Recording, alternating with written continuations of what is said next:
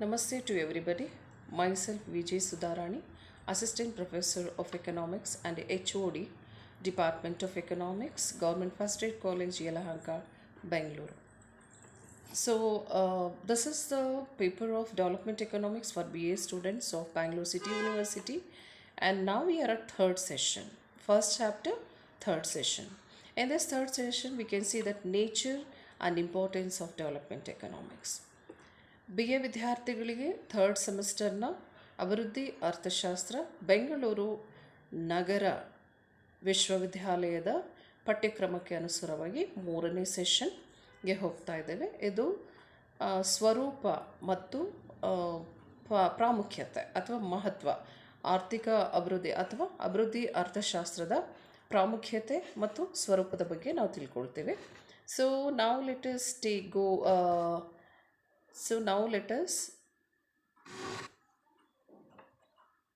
go in detail. So last ಸೆಷನ್ನಲ್ಲಿ ನಾವು ತಿಳ್ಕೊಂಡಿದ್ದು ಅಭಿವೃದ್ಧಿ ಅರ್ಥಶಾಸ್ತ್ರದ ಗುಣಲಕ್ಷಣಗಳ ಬಗ್ಗೆ. ಅಲ್ಲಿ ಹೋದಾಗ we came to know that through the definition of Meier and Baldwin, the characteristics of economic development are high rates of growth per capita income per head of the population and output, high rates of increase in total factor of productivity, that is the output per unit of all your inputs, high rates of structural transformation of the economy. ಆರ್ಥಿಕ ಅಭಿವೃದ್ಧಿ ಅಥವಾ ಅಭಿವೃದ್ಧಿ ಅರ್ಥಶಾಸ್ತ್ರದ ಮುಖ್ಯ ಗುಣಲಕ್ಷಣಗಳು ಏನು ಅಂತ ಹೇಳಿದ್ರೆ, ಒಂದು ಅರ್ಥವ್ಯವಸ್ಥೆಯ ನೈಜ ತಲಾ ಆದಾಯ ಹೆಚ್ಚಾಗುತ್ತಿರುವಂಥದ್ದು, ತಲಾ ಉತ್ಪನ್ನ ಕೂಡ ಹೆಚ್ಚಾಗುತ್ತಿರುವಂಥದ್ದು, ಹೆಚ್ಚಿನ ದರದಲ್ಲಿ ಹೆಚ್ಚಾಗುವಂಥದ್ದು, ಹಾಗೆಯೇ ಪ್ರತಿ ಒಂದು ಉತ್ಪಾದನಾಂಗದ ತಲಾ ಉತ್ಪನ್ನ ಕೂಡ ಹೆಚ್ಚಾಗುವಂಥದ್ದು, ಮತ್ತು ಸಾಂಸ್ಥಿಕ ಬದಲಾವಣೆಗಳನ್ನು ಕೂಡ ಸಾಕಷ್ಟು ನೋಡುವಂಥದ್ದನ್ನು ನಾವು ಆರ್ಥಿಕ ಅಭಿವೃದ್ಧಿ ಅಥವಾ ಅಭಿವೃದ್ಧಿ ಅರ್ಥಶಾಸ್ತ್ರ ಗುಣಲಕ್ಷಣಗಳು ಅಂತ ಹೇಳಿ ತಿಳ್ಕೊಂಡ್ವಿ. And here the next we can see that the next what will be the learning outcome when we take the learning outcome of this nature and importance of development economics. ಸ್ವರೂಪ ಮತ್ತು ಪ್ರಾಮುಖ್ಯತೆ, ಅಭಿವೃದ್ಧಿ ಅರ್ಥಶಾಸ್ತ್ರ ಸ್ವರೂಪ ಮತ್ತು ಪ್ರಾಮುಖ್ಯತೆ ಅಧ್ಯಯನದಿಂದ ಏನನ್ನು ತಿಳ್ಕೊಳ್ತಾರೆ ವಿದ್ಯಾರ್ಥಿಗಳು ಅಂತ ಹೇಳಿದ್ರೆ, the students will be knowing about the nature of economic development and the essence of the development economics, the study of development economics. ಇಲ್ಲಿ ವಿದ್ಯಾರ್ಥಿಗಳು ಈ ಒಂದು ಟಾಪಿಕಿನ ನಂತರ ಆರ್ಥಿಕ ಅಭಿವೃದ್ಧಿಯ ಸ್ವರೂಪ ಮತ್ತು ಅಭಿವೃದ್ಧಿ ಅರ್ಥಶಾಸ್ತ್ರವನ್ನು ಯಾಕೆ ಅಧ್ಯಯನ ಮಾಡಬೇಕು, ಅಧ್ಯಯನ ಮಾಡೋದ್ರಿಂದ ಆಗುವಂತಹ ಪ್ರಯೋಜನಗಳ ಬಗ್ಗೆ ನಾವು ತಿಳ್ಕೊಳ್ತೀವಿ. ಈಗ ನಾವು ನೇರವಾಗಿ ಟಾಪಿಕ್ಗೆ ಹೋಗೋಣ. Let us go inside to the topic, the nature and importance of development economics. As I told you earlier, development economics is a branch of economics that focuses on improving physical, economic and social conditions in developing countries.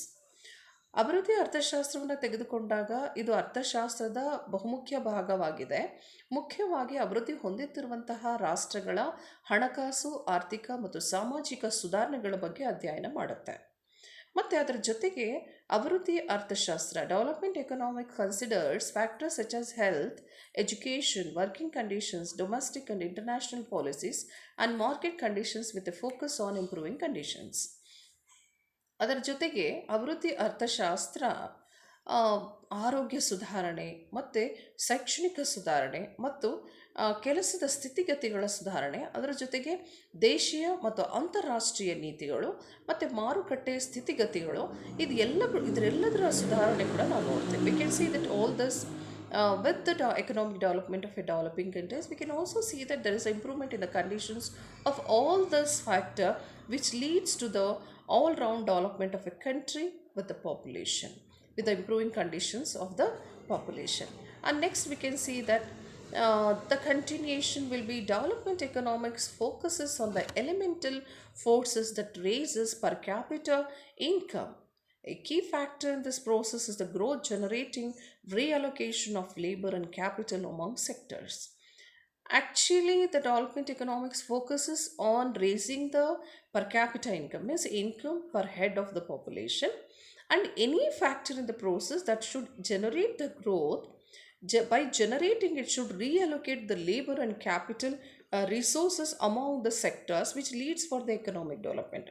ಇಲ್ಲಿ ಅಭಿವೃದ್ಧಿ ಅರ್ಥಶಾಸ್ತ್ರ ಅಂತ ಹೇಳಿದ್ರೆ ಈಗಾಗಲೇ ನಾನು ಹೇಳಿರುವಂತೆ ತಲಾದಾಯವನ್ನು ಹೆಚ್ಚು ಮಾಡುವಂತಹ, ಅದರ ಜೊತೆಗೆ ಬೆಳವಣಿಗೆಗೆ ಸಾಧ್ಯವಾಗುವಂತೆ ಪುನರ್ವಿಂಗಡಣೆ ಅಥವಾ ನಾವು ಏನು ಹಂಚಿಕೆ ಇರುವಂತಹ ಸಂಪನ್ಮೂಲಗಳು, ಅದರಲ್ಲೂ ಮುಖ್ಯವಾಗಿ ಮಾನವ ಮತ್ತು ಬಂಡವಾಳ ಸಂಪನ್ಮೂಲಗಳು ವಲಯಗಳ ನಡುವೆ ಮರು ಹಂಚಿಕೆ ಆಗೋದನ್ನು ನಾವು ನೋಡ್ತೀವಿ. ಸೊ ಇದ್ರ ಬಗ್ಗೆ ನಾವು ಹಾಗಾಗಿ ಇದು ನಮ್ಮ ಅಭಿವೃದ್ಧಿ ಅರ್ಥಶಾಸ್ತ್ರ ಸ್ವರೂಪ ಆಗತ್ತೆ. Development economics, however, needs to be guided as a consequentialist ethical philosophy to emphasize a fairer distribution of the fruits of economic progress both nationally and internationally, and more generally to promote human development. Here, development economics, anyhow, when we take the nature of economic development, it should be guided that there should be ethical philosophy while undertaking the development of a country.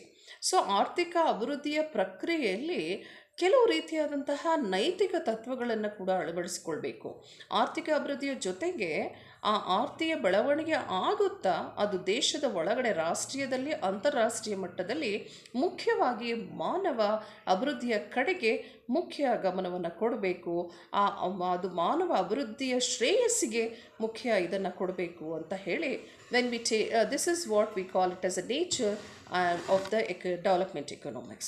And now let us see what is the importance of development economics. By studying the development economics, we will have a opportunity to apply the tools of economic analysis to the problems and challenges of facing by less developing countries, to begin to understand why some countries have been able to go through a process of economic and human development. So ಇಲ್ಲಿ ನಾವು ಅಭಿವೃದ್ಧಿಯ ಅರ್ಥಶಾಸ್ತ್ರವನ್ನು ಅಧ್ಯಯನ ಮಾಡುವ ಮೂಲಕ ನಮಗೆ ಕೆಲವು ಪರಿಕರಗಳು ಗೊತ್ತಾಗುತ್ತೆ. ಅದ್ಯಾವುದು ಅಂದರೆ ಆರ್ಥಿಕ ವಿಶ್ಲೇಷಣೆಯನ್ನು ಮಾಡೋದಕ್ಕೆ ಸಾಧ್ಯ ಆಗುತ್ತೆ. ಈ ಅಭಿವೃದ್ಧಿ ಹೊಂದುತ್ತಿರುವಂತಹ ರಾಷ್ಟ್ರಗಳು ಅಥವಾ ಅನಾಭಿವೃದ್ಧಿ ರಾಷ್ಟ್ರಗಳು, ಅಭಿವೃದ್ಧಿ ಆಗದಿರುವಂತಹ ರಾಷ್ಟ್ರಗಳು ಯಾವ ರೀತಿಯಂಥ ಸಮಸ್ಯೆಗಳನ್ನು, ಸವಾಲುಗಳನ್ನು ಎದುರಿಸ್ತಾ ಇದೆ, ಅವುಗಳನ್ನು ಅರ್ಥ ಮಾಡ್ಕೊಳ್ಳೋದಕ್ಕೆ ಮತ್ತು ಅವುಗಳಿಗೆ ಒಂದು ಪರಿಹಾರವನ್ನು ಹುಡುಕೋದಕ್ಕೆ, ಅದರ ಜೊತೆಗೆ ಆರ್ಥಿಕ ಮತ್ತು ಮಾನವನ ಬೆಳವಣಿಗೆಗೆ ಇದು ಸಹಾಯಕ ಆಗುತ್ತೆ. So we can see that by studying the economic developments we can analyze the economic condition of almost all, especially the less developed, underdeveloped and slowly developing countries, and try to solve the problems and also try to improve the condition of the economy and human development.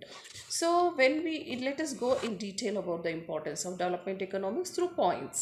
So ನಾವು ಇಲ್ಲಿ ಪಾಯಿಂಟ್ಸ್ನ ಮೂಲಕ ಅಭಿವೃದ್ಧಿ ಅರ್ಥಶಾಸ್ತ್ರದ ಪ್ರಾಮುಖ್ಯತೆಯನ್ನು ತಿಳ್ಕೊಳ್ಳೋಣ. ಅಲ್ಲಿ ಏನು ಅಂತ ಹೇಳಿದ್ರೆ, ಮೊದಲನೆಯದು ಪ್ರಾಬ್ಲಮ್ ಆಫ್ ವರ್ಲ್ಡ್ ಪಾವರ್ಟಿ.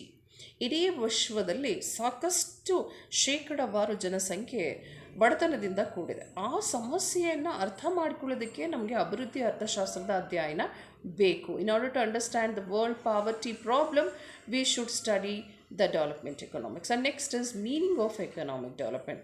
ಆರ್ಥಿಕ ಅಭಿವೃದ್ಧಿ ಅಂತ ಹೇಳಿದ್ರೆ ಏನು ಅಂತ ಅರ್ಥ ಮಾಡ್ಕೊಳ್ಳೋಕ್ಕೆ ನಮಗೆ ಅಭಿವೃದ್ಧಿ ಅರ್ಥಶಾಸ್ತ್ರ ಬೇಕಾಗತ್ತೆ.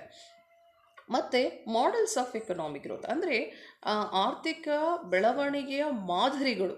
ಈಗಾಗಲೇ ಅಭಿವೃದ್ಧಿಯನ್ನು ಸಾಧಿಸಿರುವಂತಹ ಬಹಳಷ್ಟು ಪಾಶ್ಚಿಮಾತ್ಯ ರಾಷ್ಟ್ರಗಳು ಯಾವ ರೀತಿಯಾದಂತಹ ಮಾದರಿಗಳನ್ನು ಅನುಸರಿಸಿದೆ, ಅದು ನಮ್ಮ ಅನಾಭಿವೃದ್ಧಿ ದೇಶಗಳಿಗೆ, ಅಭಿವೃದ್ಧಿ ಹೊಂದುತ್ತಿರುವಂತಹ ದೇಶಗಳಿಗೆ, ಕಡಿಮೆ ಆದಾಯದ ದೇಶಗಳಿಗೆ ಅನ್ವಯವಾಗುತ್ತದೆಯಾ ಇಲ್ಲವಾ? Which model will be appropriate in order to have the economic development in less developed countries like us are the people who are not able to achieve economic development. And next we can see the theories of underdevelopment and development. ಅಂದರೆ ಈ ನಮ್ಮ ಅರ್ಥಶಾಸ್ತ್ರದಲ್ಲಿ ಅಭಿವೃದ್ಧಿಗೆ ಸಂಬಂಧಪಟ್ಟ ಮತ್ತು ಅಭಿವೃದ್ಧಿ ಹೊಂದುತ್ತಿರುವಂತಹ ದೇಶಗಳಿಗೆ ಸಂಬಂಧಪಟ್ಟಂಥ ಭಾಳಷ್ಟು ಸಿದ್ಧಾಂತಗಳನ್ನು ಅಭಿವೃದ್ಧಿಪಡಿಸಲಾಗಿದೆ. ಅದನ್ನು ಅರ್ಥ ಮಾಡ್ಕೊಳ್ಳೋಕ್ಕೆ, ಅಧ್ಯಯನ ಮಾಡ್ಕೊಳ್ಳೋಕ್ಕೂ ಇದನ್ನು ನಾವು ಓದಲೇಬೇಕಾಗತ್ತೆ. ಅದರ ಪ್ರಾಮುಖ್ಯತೆ ಅಷ್ಟೊಂದು ಇದೆ. So theories of under development theories, there is a need to study the development economics. Then problems of population. So ಜನಸಂಖ್ಯೆಯ ಸಮಸ್ಯೆಗಳು ಸಾಮಾನ್ಯವಾಗಿ ನಿಮಗೆ ಗೊತ್ತಿದೆ, ಅಭಿವೃದ್ಧಿ ಹೊಂದಿರುವಂತಹ ದೇಶದಲ್ಲಿ ಜನಸಂಖ್ಯೆ ಇಲ್ಲ, ಅಭಿವೃದ್ಧಿ ಹೊಂದುತ್ತಿರುವಂತಹ ದೇಶಗಳಲ್ಲಿ ಜನಸಂಖ್ಯೆ ಜಾಸ್ತಿ. ಸೊ ಅದರ ಸಮಸ್ಯೆಗಳು ಏನು, ಅದರ ಪರಿಣಾಮಗಳೇನು, what will be the problems and effects impact of raising population and economic development. In order to understand that also, there is a need to the study of the development economics. So ಅಭಿವೃದ್ಧಿ ಅರ್ಥಶಾಸ್ತ್ರವನ್ನು ಹೀಗೆ ಅಧ್ಯಯನ ಮಾಡೋದ್ರಿಂದ ಇದನ್ನು ಕೂಡ ನಾವು ಅರ್ಥೈಸ್ಕೊಳ್ತೇವೆ. And next we can see that dualistic theories. ದ್ವಂದ್ವ ಸಿದ್ಧಾಂತಗಳು ಅಂತ ಹೇಳಿದ್ರೆ ಕೆಲವು ರಾಷ್ಟ್ರಗಳಲ್ಲಿ though they are facing certain problems, we can see there is a achievement, there is a economic development, and we can see that certain economies, though they are well good in natural resources, human resources, but they are not able to develop. So in order to understand this dualistic theories also we need to study the development economics.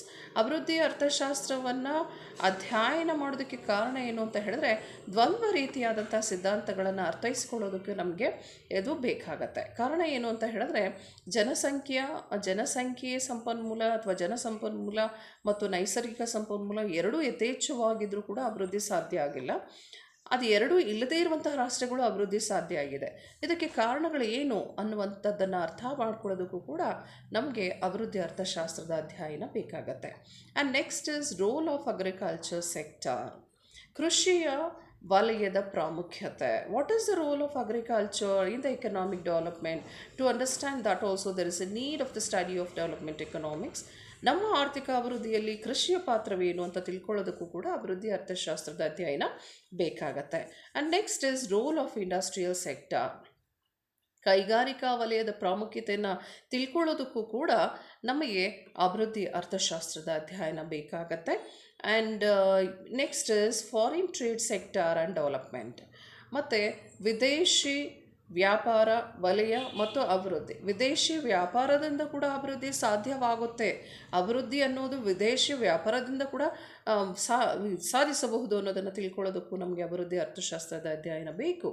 In order to develop our own country there is a need of foreign trade ಅನ್ನೋದು, what is the role played by foreign trade ಅನ್ನೋದಕ್ಕೂ ಅರ್ಥ ಮಾಡ್ಕೊಳ್ಳೋದು ಕೂಡ ನಮಗೆ development economics study ಬೇಕಾಗುತ್ತೆ. And next we can see that foreign private investment on development.